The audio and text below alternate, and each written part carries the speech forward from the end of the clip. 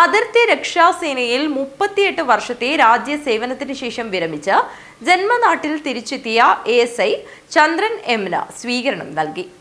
BSF ex service men welfare association ഭാരവാഹികളുടെ നേതൃത്വത്തിലാണ് സ്വീകരണം നൽകിയത്.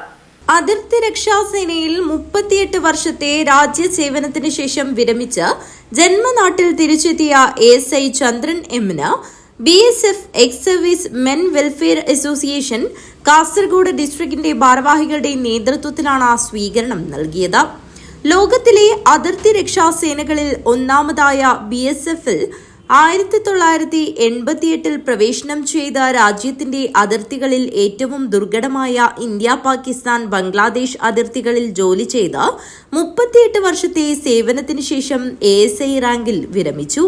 കാസർഗോഡ് റെയിൽവേ സ്റ്റേഷനിൽ ചന്ദ്രനെ ജില്ലാ പ്രസിഡന്റ് KV മാത്യുവിന്റെ നേതൃത്വത്തിൽ രക്ഷാധികാരികളായ Narayanan Palatt, James Joseph, secretary John KA, മുൻ പ്രസിഡന്റ് മോഹനൻ P, മുൻ സെക്രട്ടറി മധുസൂദനൻ, ട്രഷറർ സുകുമാരൻ, പുരുഷോത്തമൻ, കുമാരൻ പേരിയ തുടങ്ങി ജില്ലയിലെ അസോസിയേഷൻ മെമ്പർമാർ മാലയിട്ട് ബൊക്കെ നൽകി സ്വീകരിച്ച് കാസർഗോഡ് റെയിൽവേ സ്റ്റേഷനിൽ നിന്ന് വാഹനങ്ങളുടെ അകമ്പടിയോടുകൂടി പുലിക്കുന്നുള്ള ഭവനത്തിലെത്തിച്ച അനുമോദന യോഗത്തിൽ KV മാത്യു സംസാരിച്ചു.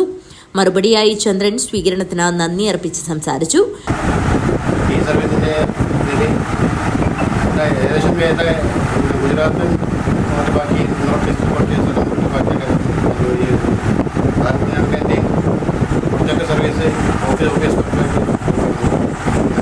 ഞാനും ചെയ്തതൊക്കെ ഒരു 38 വർഷത്തിൻ്റെ 5-6 വർഷം വെച്ച് ചെയ്തിട്ടുണ്ടോ ബാക്കി മൊത്തം ഞാൻ പണ്ടിട്ടാണ് ജോലി ചെയ്യുന്നത്.